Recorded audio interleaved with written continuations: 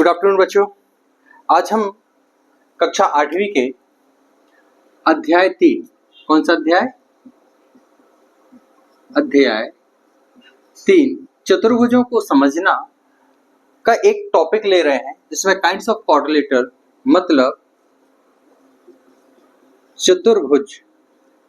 चतुर्भुजों के प्रकार आपको देखना है।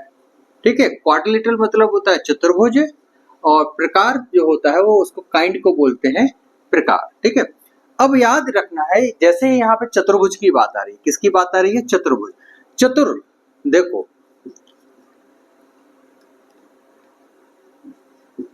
चतुर, ठीक है, धन यहाँ पे कर दो भुज। यहां से आप समझ लो, यहाँ जो चतुर वो है ना, चतवा वाला चतुर है, ये चतुर मतलब चार, भुज मतलब भुजाएं। तो क्या हो रहा है?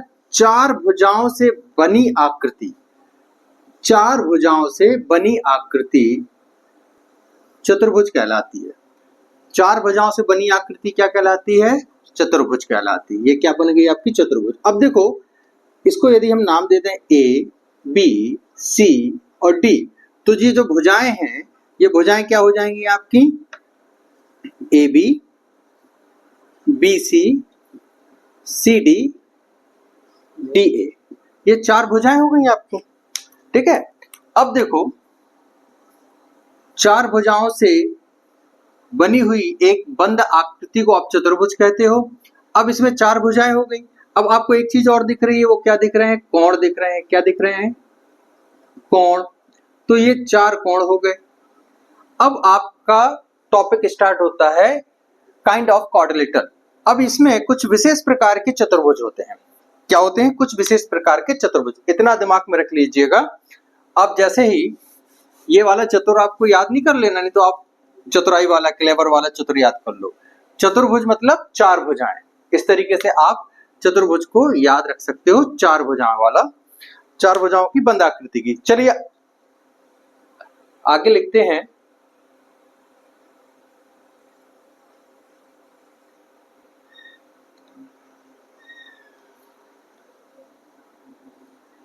अब यहां पे आपको छोटी सी बात बताते हैं। चतुर्भुज तो आपको पता हो गया, चार भुजाओं की बंद आकृति। अब यहाँ देखो, चतुर्भुज के विशेष नाम की बात कर रहे हैं। हम किसकी बात कर रहे हैं? विशेष नाम की। यहाँ पर हम आज के वीडियो में 3 प्रकार के चतुर्भुजों की चर्चा करेंगे। ठीक है, इसके बाद अगले जो चतुर्भुज होंगे उसको नेक्स्ट वीडियो में डालेंगे 3.3 के बाद। अब विशेष प्रकार के जो नाम होते हैं वो किस आधार पर होते हैं? चतुर्भुज के विशेष नाम उनकी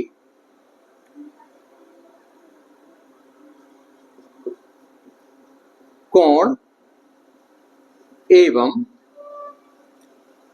भुजाओं की प्रकृति पर आधारित होते हैं। अभी आपने एक चतुर्भुज देखा था, तो आपने तो सीधा सीधा देख लिया कि क्या क्या है। चार भुजाओं से बंद आकृति को चतुर्भुज बोल दिया। अब लेकिन इसमें क्या क्या बोला है? कोण और भुजाओं की प्रकृति पर आधारित है। अब जैसा कोण होगा और भुजाएं होंगी, उस आधार पर आप चतुर्भुज का नाम लोगे। तो जो हमें 3 प्रकार के चतुर्भुज देखने हैं, उसमें आज का जो पहला चतुर्भुज है वो है समलंब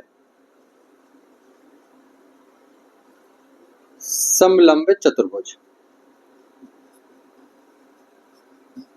समलंब चतुर्भुज को अंग्रेजी में ट्रेपेजियम बोलते हैं।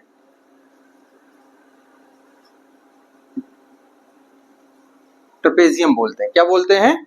ट्रेपेजियम। अब यहां पे समलंब चतुर्भुज में आपको आकृति थोड़ा सा ध्यान रखना है और इसकी परिभाषा में एक बात याद रखनी है। समलंब, जैसे ही समलंब की बात आए तो सम और लंब की बात आ रही है, तो लंबवत अभी बताते हैं क्या होता है। चलिए इसको देख ले पहले। समलंब चतुर्भुज, इसमें कम से कम चलिए फिगर भी बना देते हैं, इससे आपको दिमाग में आ जाए। इस तरीके से चतुर्भुज बनेगा, इस तरीके से चतुर्भुज बन सकता है आपका। ठीक है, अब इन दोनों से आप देख लो कि ये कहना चाहते हैं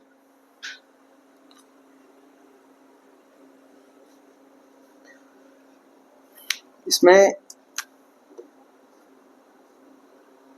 चलो ये फिगर मैंने ले लिया। अब आपको याद रखना है कि इसमें कम से कम, इसमें कम से कम एक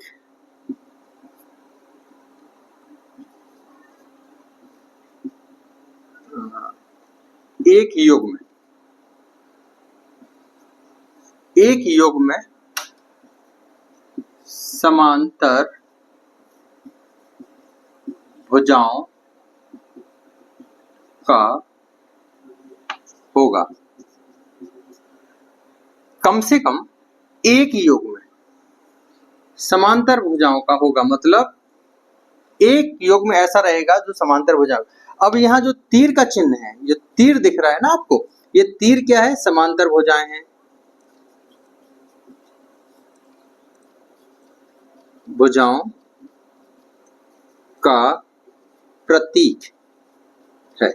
जहां तीर दिखे वो मान लेना कि आपकी समांतर भुजाएं हैं।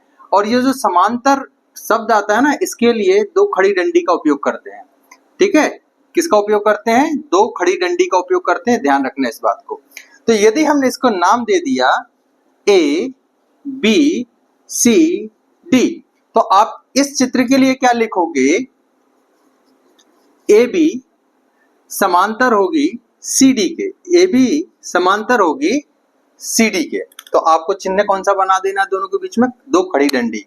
तो बात हो गई ए बी समांतर है सी डी, ए बी समांतर है सी डी। अब यहाँ पे बात क्लियर हो गई कि कम से कम एक युग्म है। एक युग्म मतलब ये वाली भुजा और ये वाली भुजा। यहां देखो, यदि हम इसको P Q R S बोल दें, अब आपको समझ में आ गया होगा, तीर को देख के तो समझ रहे होगे कि इसमें क्या है? P Q, ये वाली जो भुजा है P Q किसके समांतर दिख रही है? R S के, R S के समांतर दिख रही। तो आपको इन दोनों के बीच में समांतर चिन्ह लगा देना है। समांतर भुजाओं का चिन्ह दो खड़ी डंडी है। ठीक है, अब इस बात को आप समझो कि जो भी नाम दिए जाते हैं वो किन के आधार पर होते हैं? कोण और भुजाओं के आधार पर होते हैं। अब देखो समलंब में, तो यहाँ के बीच में जो दूरी बनेगी वो लंबवत मतलब समकोण ही बनाएगी। ये जो दूरियां हैं देखो, ये जब लंब होगा, एक तो समकोण होगा, लंब लंब की बात होती है, लेकिन आप ये मत करना कि इसको ही 90 से कंफ्यूज क्रिएट हो जाए। अर्थ यह है कि जो डिस्टेंस है, दूरी है, ये इन दोनों भुजाओं के बीच में हमेशा समान ही रहेगी, इन दोनों भुजाओं के बीच में। नहीं तो ये आप समझने लगो, ए बी और सी डी की बात हो रही है, यहाँ पे हम पी क्यू और आर एस की बात कर रहे हैं। हम कितनी भी लाइनें खींच लें, इनकी जो डिस्टेंस रहेगी, यदि माना कि ये 5 सेंटीमीटर है तो ये भी 5 सेंटीमीटर ही होगी। ठीक है, यदि ये 4 सेंटीमीटर है तो ये सारी भुजाएं जो हैं लंब दिख रही हैं, वो 4 सेंटीमीटर। लेकिन ये बनाने नहीं, आपको ये बताने के लिए है कि इनके बीच की जो दूरी है, मध्य की दूरी है, वो हमेशा समान रहेगी। इसीलिए ये दोनों भुजाएं क्या कहलाती हैं? समांतर भुजाएं कहलाती हैं। कैसी भुजाएं कहलाती हैं? समांतर। अब ये समांतर जो शब्द है, समांतर जो शब्द है, ये यदि हम ध्यान से देखें तो ये क्या है? सम अंतर। समांतर मतलब एक समान दूरी। ये छोटे छोटे शब्द आपको दिमाग में रखने, गणित को रटना नहीं है, गणित को समझना है।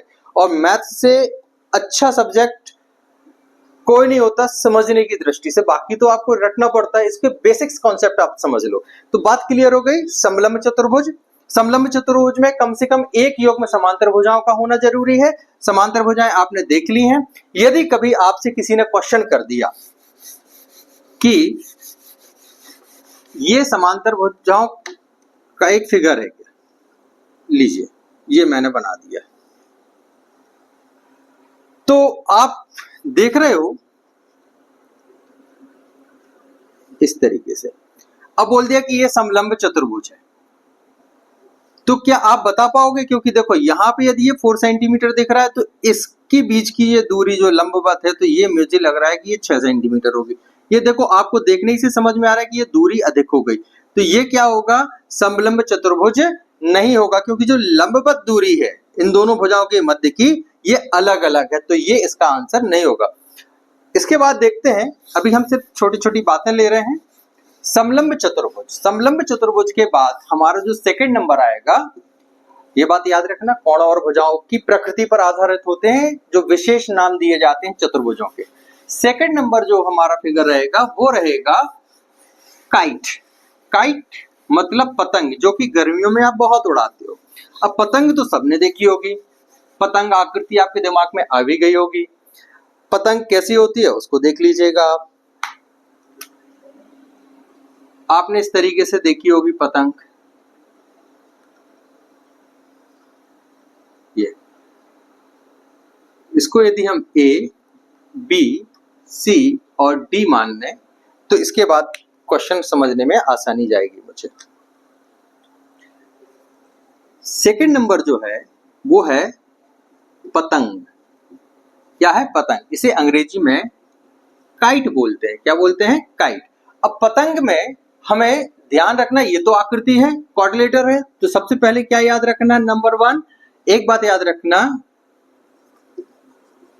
इसमें 4 भुजाएं होती हैं। ये तो पता है कि क्वाड्रिलेटरल है, चतुर्भुज है, तो 4 भुजाएं होती हैं। इसे चतुर्भुज कहते हैं। चलो, ये बातें क्लियर हो गई। नंबर 2, इसमें क्या आता है? इसमें 4 भुजाएं होती हैं। अब ये देखो, कंसेक्यूटिव जो लाइंस होती हैं, जैसे B से C और C से D, ये कैसी होती हैं? बराबर होती हैं। कंसेक्यूटिव लाइन क्या होती हैं? बराबर। इसमें अलग अलग आसन्न भुजाओं के 2 युग्म होते हैं, अलग अलग। इसमें देखो, बेसिक कॉन्सेप्ट आप बिल्कुल क्लियर करो, मैथ्स में आपको बहुत मजा आने वाला है आगे चल के।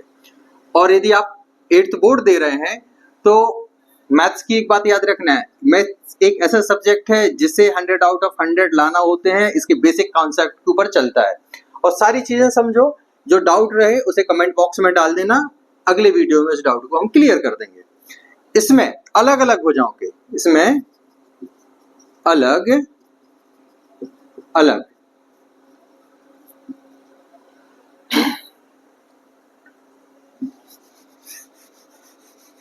अलग अलग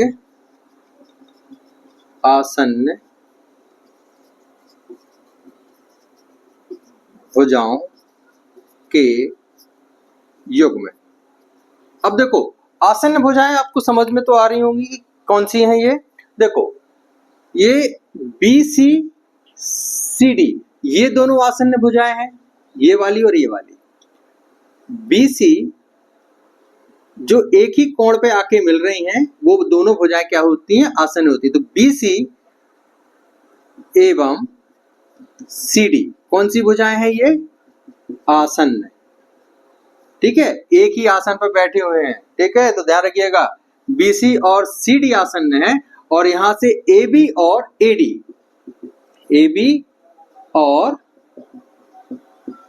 AD आसन्न होंगे। तो ये क्या बोल रहे हैं? इसमें अलग अलग आसन्न भुजाओं के युग्म। तो ये आसन्न भुजाएं अलग हैं और ये वाली आसन्न भुजाएं अलग हैं। आसन्न भुजाओं के 2 युग्म होते हैं जिनकी लंबाई बराबर होती है। आसन्न भुजाओं के, यहाँ पे आप 2 लिख सकते हो, 2 युग्म होते हैं। वैसे युग्म में लिखोगे तो भी चल जाएगा, क्योंकि 2 युग्म मिल रहे हैं तो अपन लिख सकते हैं कि इसमें 2 युग्म होते हैं जिनकी लंबाई बराबर होती है। अब देखो, इनकी लंबाई बराबर होती है, तो BC बराबर होगा CD के। मतलब यदि ये 6 सेंटीमीटर है तो ये भी 6 सेंटीमीटर होगा, ये 4 है तो ये भी 4 होगा। मानने के लिए तो आप क्या लिखोगे, ए बी बराबर होगा एडी के। लेकिन ये ध्यान रखना, ये कौन सी भुजाएं बराबर हो रही हैं, आसन्न भुजाएं हो रही हैं, सम्मुख भुजाएं नहीं हो रही हैं। आसन्न भुजाएं क्या हो रही हैं, बराबर हो रही हैं, इसलिए यह पतंग आकृति का चतुर्भुज है। किस आकृति का है, पतंग आकृति का चतुर्भुज है। इसमें जो तीसरा पॉइंट है, जैसे आप लिख सकते हो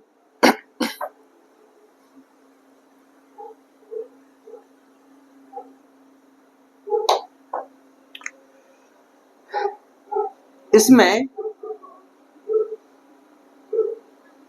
एक युग्म जो होता है कोणों का एक युग्म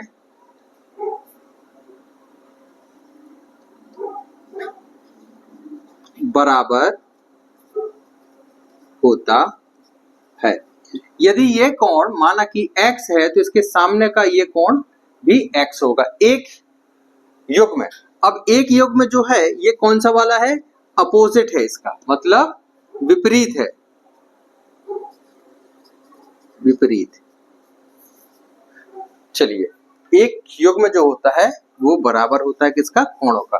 तो ये जो तीन चीजें हैं ये महत्वपूर्ण है आपकी, इनको नोट कर लीजिएगा। और पतंग आकृति में ध्यान दीजिएगा, विकर्णों के बारे में हम बाद में चर्चा करेंगे। इसमें जो विकर्ण बनेंगे वो भी क्या होंगे, एक दूसरे को प्रतिच्छेद करेंगे, लेकिन ये बराबर समद्विभाजित नहीं करेंगे। प्रतिच्छेद करना और समद्विभाजन में अंतर होता है, अभी बताएंगे आगे चल के पैरेललोग्राम के साथ। चलिए इसको नोट कीजिएगा। नेक्स्ट चतुर्भुज आता है हमारा समांतर चतुर्भुज। समांतर चतुर्भुज में पहले तो इसकी आकृति समझ लो इस तरीके से, ये सबसे ज्यादा मिलने वाला चतुर्भुज है आपको।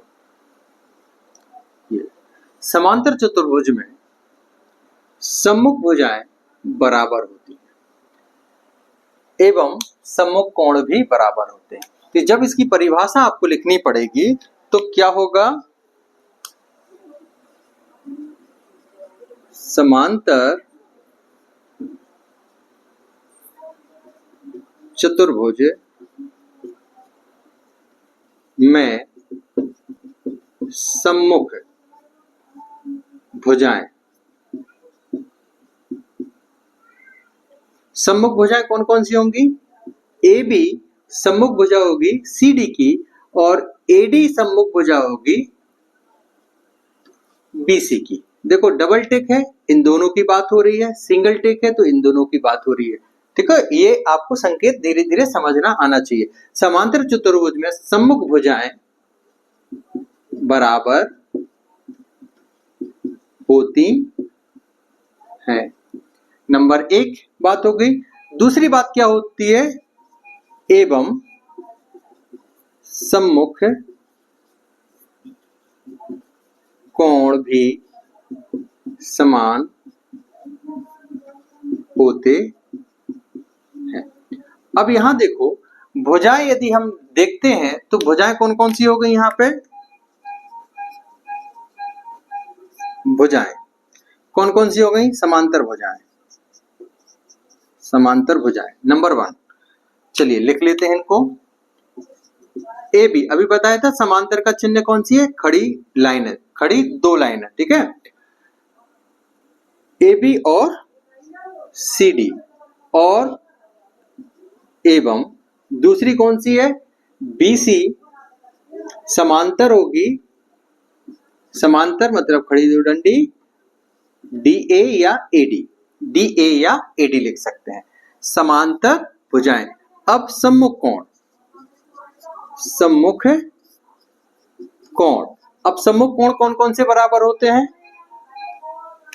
यहां पर देखो ये समांतर है इसलिए आप इसको क्या लिख सकते हो, ए बी बराबर है सी डी के और बी सी बराबर है डी ए के। ये सिर्फ हम इसकी बात कर रहे हैं समांतर चतुर्भुज की, आप समलंब चतुर्भुज में मत ले जाना, तो क्योंकि समलंब चतुर्भुज में कम से कम एक जोड़ा होना चाहिए, यहां तो दोनों ही जोड़ों की बात हो रही है, ठीक है, दोनों युग में क्या है, समांतर है।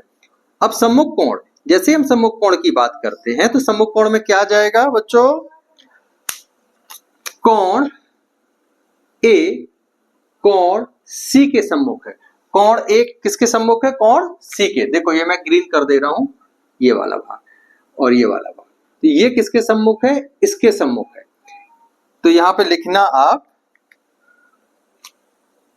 कोण ए बराबर होगा कोण सी के एवं कोण, अब देखो ये कौन सा बचा, कोण बी और कोण डी। तो कोण डी किसके बराबर होगा, बी के।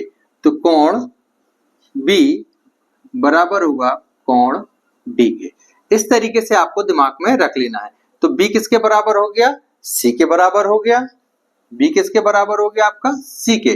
तो ए नो नो नो उल्टा बोल दिया, ए किसके बराबर हो गया, सी के। ये ए किसके बराबर है, सी के, एवं बी किसके बराबर है, डी के। सम्मुख कोण बराबर होते हैं। ये समांतर चतुर्भुज में ध्यान रखने योग्य बातें हैं। अब एक बात है, कई बार बच्चे क्वेश्चन देखेंगे, आगे मिलेगा एक वर्ग जैसा बना दिया जाता है और बोल दिया जाता है क्या ये एक समांतर चतुर्भुज है, तो आपका उत्तर बेसिकली हाँ होगा। इसका वर्ग एक समांतर चतुर्भुज है, लेकिन समांतर चतुर्भुज वर्ग हो ये जरूरी नहीं है।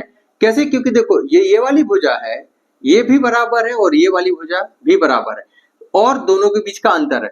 तो ये जो वर्ग है, वर्ग एक समांतर चतुर्भुज हो सकता है, लेकिन समांतर चतुर्भुज वर्ग हो ये जरूरी नहीं।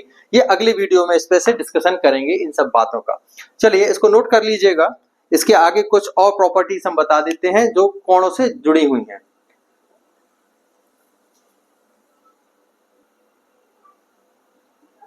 समांतर चतुर्भुज में अब हम कुछ विशेष बातें कर रहे हैं जो इस तरीके से है। इसका नाम हमने ए बी सी और डी दिया। यहां पे दो बातें और क्लियर हो जाएंगी। एक शब्द आता है आसन्न, आसन्न भुजाएं। कौन सी भुजाएं, आसन्न भुजाएं। अंग्रेजी में से एडजेसेंट बोलते हैं, साइड। ठीक है, इंग्लिश के भी वर्ड्स आप लोग समझते जाएं, मैथ्स में ये बहुत काम आएंगे आगे चल के। आसन्न भुजाएं कौन सी होती हैं, जो एक दूसरे से लगी हुई होती हैं। आसन्न भुजाएं नॉर्मल कौन सी होंगी, जो एक दूसरे से लगी हुई रहती हैं। यहां पे यदि हम आसन्न भुजाओं की बात करें तो A B C D, A B B C, ये देखो ये वाली भुजा जो है किस भुजा से लगी है, इस भुजा से लगी हुई है। तो ये ए बी भुजा जो है वो हो जाएगी आसन्न भुजा, ए बी और बी सी। ये बात क्लियर हो गई, आसन्न भुजा समझ में आ रही हैं। कौन कौन सी हो जाएंगी, ए बी और बी सी हो जाएगी। फिर इसके बाद दूसरा जोड़ा देखो ध्यान से, कलर चेंज कर लेता हूं तीर की। अब देखो यदि हम अब बीसी भुजा लेते हैं, कौन सी भुजा लेते हैं, बीसी और सीडी, तो बीसी और सीडी हो जाएंगी। दूसरा कौन बनेगा, बीसी और सीडी बनेगी, बीसी और सीडी। नेक्स्ट देखो, अब यदि आप बीसी से स्टार्ट करते हो, बीसी, तो इसके साथ कौन लग गया, डीए। तो अब देखो बीसी और डीए या एडी। ठीक है, अब आप इसका एक और देख लो। अब यदि आप डीए से लेते हो, डीए, तो दूसरी भुजा कौन हो जाएगी, ये वाली हो जाएगी, तो ए बी आ जाएगा, ए बी। इस तरीके से आप इसको क्लॉकवाइज या एंटी क्लॉकवाइज किसी भी रूप में लिख सकते हैं। आसन्न भुजाएं मेरे ख्याल से अब आपको समझ में आ गई होंगी। ऐसी भुजाएं जो किसी एक कोण पर आके जुड़ जाती हैं। तो देखो कोण बी से आपको ए बी मिल रहा है और बी सी मिल रहा है। अब कोण सी पे जाओगे तो सी बी मिलेगा, सी बी या बी सी बोल सकते हो, और सी डी मिलेगा। क्लियर हो गई। अब आप कोण डी पे देखो, कोण से जाके आपको पता लग जाएगा डी, तो सी डी हो गया, ये तो हो गया था ना, और मैंने यहाँ कुछ डबल लिख दिया है, ये CD था बेटा, ये जो BC लिख गया है वो एक्चुअली क्या है आपका CD है। तो BC और CD हो गया, इसको थोड़ा सा नोट कर लेना वीडियो को पॉज करके। अगला जो है, हमने यदि कोण A लिया तो A से B है, A से B और D से A या A से D, ये आप देखो AD लिखो या DA लिखो, ऐसे यदि आपको मिलते हैं तो कंफ्यूज नहीं होना है, ठीक है ना। चलिए, इसके बाद दूसरी चीज होती है सम्मुख कोण।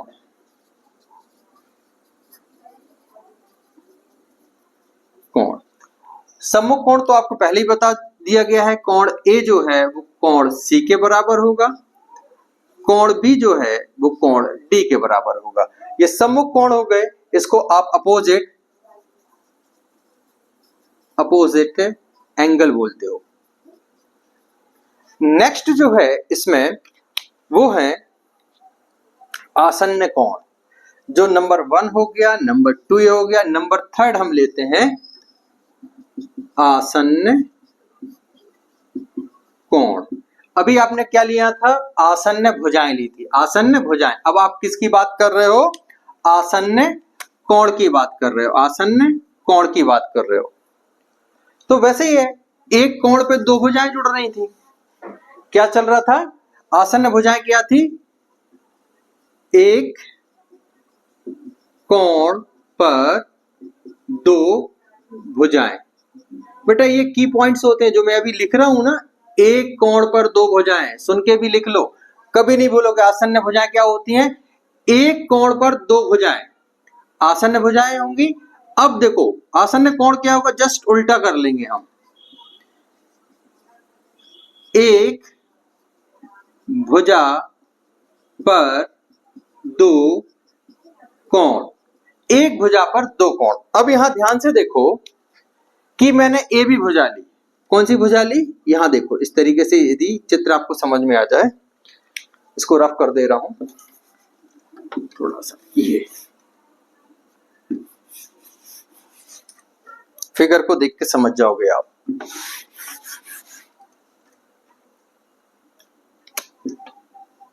इस तरीके से आपका फिगर था, इसको ए बी सी और डी आपने बोला था, मैंने बिंदु ले लिया है। अब यहां देखो, हमने यदि एक भुजा ली, हमने भुजा कौन सी ले ली, ए बी, यदि हमने ये भुजा ले ली। अब इस भुजा पर कितने कोण बन रहे हैं, दो कोण बन रहे हैं, देखो ये वाला कोण और ये वाला कोण। तो ये जो दो कोण है वो कौन से कोण है, कोण ए और कोण बी। तो कोण ए और कोण बी क्या कहलाएंगे, हमारे आसन्न कोण कहलाएंगे, आसन्न कोण। इसी तरीके से आप देखो, यदि आपने कौन सी भुजा ले ली, अभी आपने ए बी ली थी, अब यदि आप ए बी भुजा की जगह भुजा बीसी ले लो, भुजा बीसी पर आसन्न कोण, भुजा बीसी पर आसन्न कोण कौन से होंगे, देखो अब ये वाली आपने भुजा ली, तो कोण बी और कोण सी, तो इस पे हो जाएंगे कोण बी और कोण सी। तो आसन्न कोण समझ में आ गया, एक भुजा पर दो कोण, और आसन्न जो भुजाएं हैं, एक कोण पर दो भुजाएं, एक कोण पर दो भुजाएं, ये कौन है, आसन्न भुजाएं, ठीक है। तो ये याद रखने के लिए बहुत जरूरी है आपको, आसन्न भुजाएं कैसे याद रखोगे, आसन्न भुजाएं कैसे याद रखोगे, एक कोण पर दो भुजाएं, और आसन्न कोण कैसे याद रखोगे, एक भुजा पर दो कोण, बस इतना याद रखना है। इसके बाद यदि आप भुजा चाहो चेंज करना, तो आप देखो ये वाली भुजा ले लो, तो ये क्या हो जाएगा, इस पे ये दो कोण आ जाएंगे आपके, कोण सी। यदि हमने भुजा CD ले ली, भुजा CD पर आसन्न कोण, आसन्न कोण है कोण C एवं कोण D। अब आपको बताना है वीडियो के कमेंट बॉक्स में डाल के कि A B C D समांतर भुजाओं में जो मैंने एक आसन्न कोण का जोड़ा छोड़ा है वो कौन सा है? भुजा रहेगी आपकी एडी। एडी पर आपको बताना है कौन से दो कोण है जो आसन्न है। ये आपका वर्क कहलाया। इसके बाद हम प्रॉपर्टी पे आएंगे। चलिए जब तक इसको नोट कर लीजिएगा, ये दो की पॉइंट बहुत आईएमपी है आपके लिए। नाउ अब आप देखेंगे कि समांतर जो चतुर्भुज के हैं, आपने सभी प्रकार से समांतर चतुर्भुजों को समझ लिया है। अब इसमें तीन प्रॉपर्टी और आपको अलग से दी गई हैं बुक्स में। तीन में से दो तो आपको समझ में आ गई हैं कि आसन्न कोण और आसन्न भुजाएं। तो सबसे जो प्रॉपर्टी है, प्रॉपर्टी मतलब गुण, ये है समांतर चतुर्भुज के गुण। गुणधर्म बोलते हैं इसे। क्या बोलते हैं? गुणधर्म। गुणधर्म को ही क्या बोलते हैं? प्रॉपर्टी। ठीक है। अब इसमें जो पहला गुणधर्म है उसमें क्या बताया है? पहला गुण जो बताया है वो बताया है सम्मुख भुजाएं। सम्मुख भुजाएं, सम्मुख भुजाएं समांतर एवं बराबर होती हैं। समांतर एवं बराबर होती हैं। ठीक है। फिर इसमें जब आपने लिया था तो आपने क्या देखा था? कोण।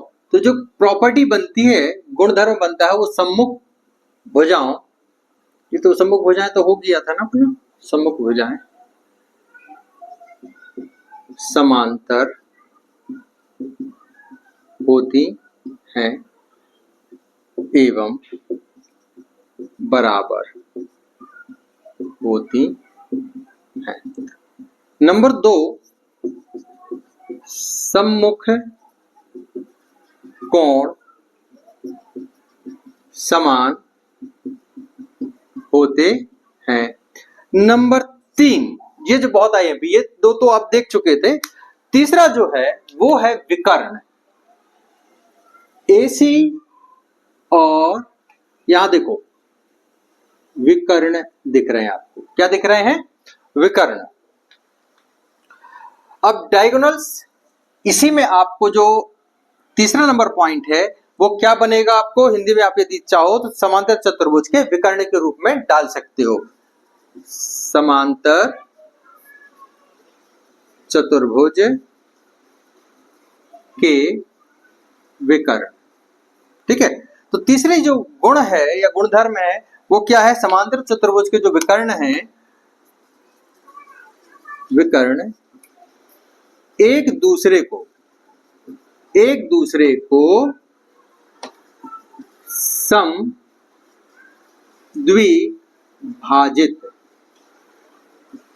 समद्विभाजित करते हैं। समद्विभाजित करते हैं। इन बातों का ध्यान रखना है। अब विकर्ण कौन होगा? देखो ये जो सम्मुख कोण, अब यहां जब विकर्ण की बात आती है तो विकर्ण क्या होता है? सम्मुख।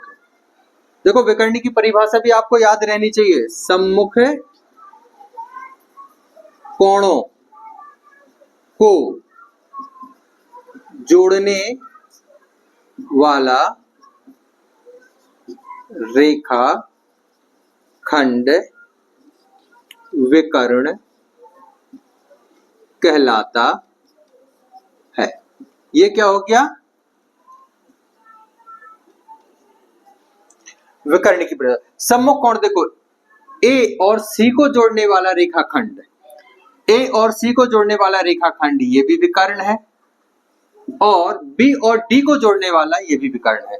अब यहां तो विकर्ण की बात हो गई, विकर्ण की परिभाषा भी आपको समझ में आ गई कि सम्मुख कोणों को जोड़ने वाली, सम्मुख कोणों को जोड़ने वाला रेखाखंड विकर्ण कहलाता है। अब एक शब्द और आया, समद्विभाजित। तो ये क्या है? समद्विभाजित यहां समझ लो। सम मतलब समान, द्वि मतलब दो, भाजित मतलब बांटना, बांटना या भाग, बांटना या भाग। तो ये देखो, ये बातें क्लियर आ गई समझ में। समान दो भागों में बांटना, समान दो भागों में बांटना, भाजित मतलब भाग देना या बांटना। तो इसको बोलते हैं, इसको आप लिख सकते हो समान दो भागों में बांटना। तो संधि भाजित हो जाता है। अब यदि आप ध्यान दो, वीडियो देख ले कहीं ऐसा तो नहीं कट रहा है, ठीक है, पूरा दिख रहा है, क्लियर दिख रहा है आपको। अब इसको रब करता हूं और देखो ध्यान से, ये तीसरी वाली लाइन विकर्णों से जुड़ी हुई क्या है यहां पे। यदि मैंने